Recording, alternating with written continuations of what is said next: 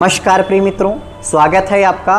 मैं आचार्य अनूप त्रिपाठी और आप देख रहे हैं ज्योतिष एवं वैदिक ज्ञान। मित्रों, आज एक विशेष मुहूर्त पर चर्चा करने वाले हैं जिसका नाम है रवि पुष्य योग। रवि पुष्य योग आगामी समय बहुत जल्दी 2-3 दिन बाद 4 अगस्त दिन रविवार को वैशाख कृष्ण अमावस्या को पड़ने वाला है। और ये जो रवि पुष्य योग है ये हमारे लिए कई मायनों में बहुत महत्वपूर्ण है।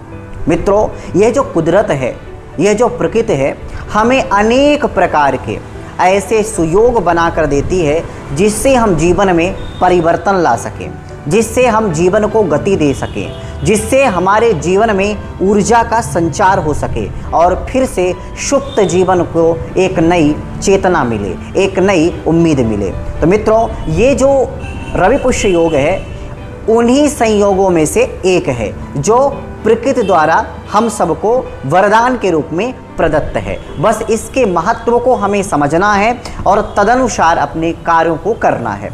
मित्रों, रवि पुष्य योग और गुरु पुष्य योग इनमें थोड़ा सा सूक्ष्म संक्षिप्त अंतर है। मित्रों, जब गुरु का संयोग पुष्य नक्षत्र के साथ होता है तब अध्यात्म पक्ष और अध्यात्म ऊर्जा को जगाने का वो विशेष पर्व बन जाता है।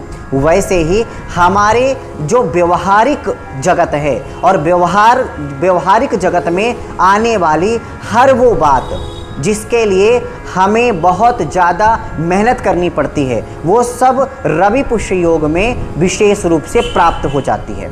तो अगर हम रवि पुष्य योग में कुछ विशेष लौकिक क्रियाओं को करें जिससे कि हमारे को अनंत गुना उसका फल प्राप्त हो, तो हमारे लिए यह किसी विशेष वरदान से कम नहीं रहता। तो मित्रों, इसीलिए हमने कहा था कि जो ये प्रकृति है हमें कुछ विशेष मोहलत देती है, कुछ विशेष हमें ऊर्जा देती है, कुछ विशेष संयोगों द्वारा हमें कुछ विशेष महत्वपूर्ण चीज़ करने का मौका देती है। तो मित्रों, रवि पुष्य योग के बारे में जानेंगे। ये जो वर्तमान में रवि पुष्य योग आ रहा है ये कुछ विशेष महत्वपूर्ण संयोगों को लिए हुए आ रहा है और इस पर हम क्या उपाय कर सकते हैं और क्या क्या कर सकते हैं, ये सारी जानकारी इस चर्चा के माध्यम से जानेंगे। तो मित्रों, सबसे पहली बात बताएं कि रवि पुष्य किस दिन आ रहा है। तो अमावस्या के दिन आ रहा है। हरियाली अमावस्या है। अमावस्या पितरों को समर्पित है। तो सबसे बड़ी बात यह है कि पितरों का आशीर्वाद इस रवि पुष्य योग में अगर आप कोई उपाय करते हैं, कोई विशेष आप काम करते हैं, शुभारंभ करते हैं किसी भी कार्य का, तो प्राप्त होगा। इसके साथ जो अमावस्या तिथि है वो पूर्णा तिथि है। मतलब कोई भी आप काम करेंगे तो आपका वह कार्य पूर्ण रूप से सिद्ध हो जाएगा। तो सबसे महत्वपूर्ण और सबसे विशेष योग तो यही है कि इस दिन विशेष तिथि है। इसके साथ में मित्रों रविवार का तो योग है जो आप जानते हैं। रवि पुष्य योग में रवि का विशेष महत्व है। रवि जो सीधे संबंध रखता है सूर्य से रखता है और सूर्य 9 ग्रहों का राजा है और सूर्य राजसी ग्रह है। हमारे जीवन में राजसी एक्टिविटी हो, हमारी सोच, हमारी क्रियाएं और हमारे संस्कार में राजसीपना आए और एक राजा की तरह जिंदगी हो और हम हर प्रकार से राजकीय और राजसीय जीवन यापन करें, ऐसा हमारे को रविवार के संयोग से प्राप्त होता है। मित्रों, इसके साथ में सिद्ध योग जो योग है वो भी बहुत विशेष है, सिद्ध योग है। जी हाँ, पंचांग में 5 चीज़ें होती हैं: तिथि, वार, नक्षत्र, योग और कर्ण। तो इसमें जो योग है वो सिद्ध नामक योग है जो कि आपको सिद्धि देने में विशेष सहायता प्रदान करता है। ये तीसरा संयोग हो गया। मित्रों, इसके बाद पुष्य नक्षत्र ही है। पुष्य नक्षत्र का राजा जो होता है, जो मालिक होता है, जो उसका स्वामी होता है, वो शनि होता है। और जो पुष्य नक्षत्र है वह कर्क राशि पर बनता है और कर्क राशि का मालिक चंद्रमा होता है। और चंद्रमा का संयोग, शनि का संयोग, मतलब उस दिन चंद्रमा एक्टिवेट हो जाता है, उस दिन शनि एक्टिवेट हो जाता है। उसके साथ में रविवार होने से रवि माने सूर्य नारायण एक्टिवेट हो जाते हैं जिससे हमारे जीवन में बहुत गति आ जाती है। मित्रों, इसके साथ में सूर्य जो है वो कर्क राशि में, जिस समय ये रवि पुष्य योग बन रहा है उस समय सूर्य जो है वो भी कर्क राशि मतलब चंद्रमा की राशि में है। तो सूर्य भी विशेष रूप से एक्टिवेट रहेंगे रविवार के अलावा भी। मित्रों, इसके साथ बताएं तो सर्वार्थ सिद्धि योग है। और क्या चाहिए इससे ज़्यादा? सर्वार्थ सिद्धि योग भी इसी दिन प्राप्त हो रहा है। तो ऐसे विशेष संयोग हैं जिससे आपके सूर्य मजबूत हो जाएगा, चंद्रमा मजबूत हो जाएगा, शनि मजबूत हो जाएगा। तो सूर्य सीधे आत्मा का, आत्मबल का और विशेष संयोगों का मालिक है। वहीं चंद्रमा मन का कारक है, रक्त का कारक है, आपके विचारों का कारक है। चंद्रमा मजबूत हो गया, एक्टिवेट हो गया तो आपका मन शुद्ध होगा, विचार शुद्ध होंगे। और वहीं आपका शनि जो है वो विशेष सुख दुख का कारक है, आपकी क्रियाओं का कारक है, आपकी क्षमताओं का कारक है। तो ऐसी स्थिति में शनि एक्टिवेट हो गया तो कौन कौन से? शनि, सूर्य और आपका चंद्रमा जब तीनों एक्टिवेट हो गए तो उस दिन आप कोई विशेष काम कर सकते हैं। तो मित्रों, उस दिन क्या काम कर सकते हैं? तो शनि सीधे कोई भी नया शुभारंभ करने जा रहे हैं तो उसके लिए शनि महत्वपूर्ण होता है, सूर्य महत्वपूर्ण होता है, चंद्रमा महत्वपूर्ण होता है। तो तीनों योग मिलने से आप कोई भी शुभ काम कर सकते हैं, कोई भी नया कार्य कर सकते हैं, कोई भी ऐसा काम जो आप बहुत दिन से सोच रहे हैं करने के लिए, तो वो आप काम बिना पूछे किसी के कर सकते हैं। मित्रों, इसके साथ में जो नहीं कर सकते वो मात्र एक ही काम है, जो है विवाह नहीं करना। जी हाँ, मात्र विवाह ही ऐसा कार्य है जो पुष्य नक्षत्र के दिन नहीं होता है। चूँकि नक्षत्रों का राजा पुष्य है तो उसको श्राप भी ब्रह्मा के द्वारा प्राप्त है, जिससे कोई भी शुभ काम के अंतर्गत विवाह जो है विशेष रूप से पुष्य नक्षत्र में नहीं होता, राजा होने के बावजूद तो विवाह नहीं हो सकता। इसके साथ मित्रों, रियल एस्टेट में निवेश आप कर सकते हैं। आप जमीन से संबंधित, भूमि से संबंधित कोई भी काम, मकान से संबंधित कोई भी काम आप कर सकते हैं, क्योंकि शनि का प्रतिनिधित्व रहता है। शनि जो है विशेष एक्टिवेट रहता है रवि पुष्य योग में, पुष्य के स्वामी होने के कारण। तो इसलिए आप रियल एस्टेट, ज़मीन से संबंधित, घर से संबंधित, मकान से संबंधित कोई भी नया कार्य या पुराना कार्य या पेंडिंग का कार्य को आप नई गति दे सकते हैं। मित्रों, इसके साथ में आपको कुछ चीज़ें हैं जो घर ही खरीद करके लाना है, और वो ये है, कौड़ी लाना है, आपको अष्टगंध चंदन लाना है, आपको मलयागर चंदन लाना है, आपको सोना चांदी जरूर खरीदना है। रवि पुष्य में योग में सोना चांदी का विशेष महत्व होता है। क्यों? क्योंकि सूर्य का प्रतिनिधित्व सोने से होता है, चंद्रमा का जो स्वामी है वो जो चांदी का स्वामी है वो चंद्रमा है। तो ऐसी स्थिति में सूर्य से संबंधित, शनि से संबंधित और लोहा भी आप खरीद सकते हैं, और इसके साथ में सोना खरीद सकते हैं। ये सीधा संबंध शनि, सूर्य और चंद्रमा से होता है। तो अगर आप खरीद के लाते हैं, अगर सूर्य का जो सोना कारक है उसको नहीं भी खरीद पाते हैं तो पीतल खरीदिए।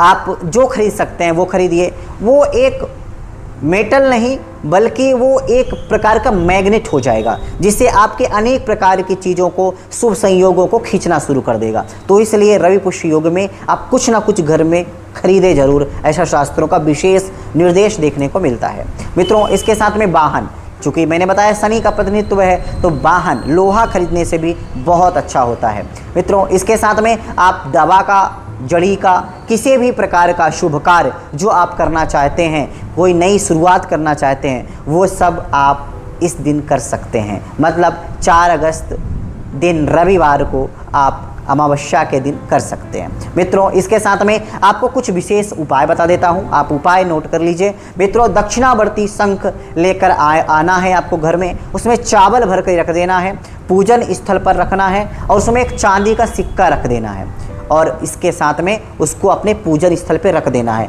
आप पाएंगे कि आपके घर में अनेक प्रकार की जो संपदा है, धन है, वो आना शुरू हो जाएगा, और आपके घर में जो पैसा नहीं रुक रहा था वो रुकने लग जाएगा। तो ये जो उपाय है ये लक्ष्मी प्राप्ति के लिए विशेष है, और दरिद्रता को दूर करने के लिए, कलह दूर करने के लिए विशेष उपाय है। मित्रों, इसके साथ में अब दूसरे उपाय की बात करें तो जो दूसरा उपाय है वो है, अगर आपको कोई लोहा सूट नहीं कर रहा है, या आपने कोई नया वाहन खरीदा है, या आपके पास पुराना वाहन है वो बार बार खराब हो जाता है, या उसमें दुर्घटना की आशंका है, तो आपको कुछ भी नहीं करना है। 5 गोमती चक्र लेना है और लाल कपड़े में बांध लेना है। उसके साथ में 5 गुंजे की माल, गुंजा जो होता है, गुंजा को 5 गुंजा, 5 गोमती चक्र को आपको बांध करके लाल कपड़े में आप वाहन के ऐसी जगह पे बांध दीजिए जहां पैर ना पड़े, जहां अशुद्धता ना रहे। आपका वाहन आपको लाभ देने लग जाएगा, आपका जो वाहन है आपको आगे बढ़ाने लग जाएगा, जो समस्या है उसको दूर करने लग जाएगा,